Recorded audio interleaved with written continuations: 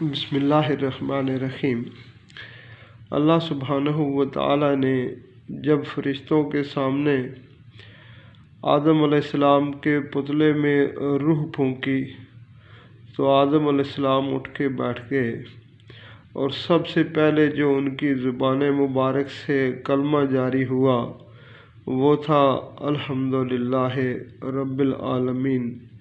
میرے پیارو، یہی کلمہ قرآن حکیم کی بالکل ابتدا میں اللہ سبحانہ و تعالی نے نازل فرمایا ہے۔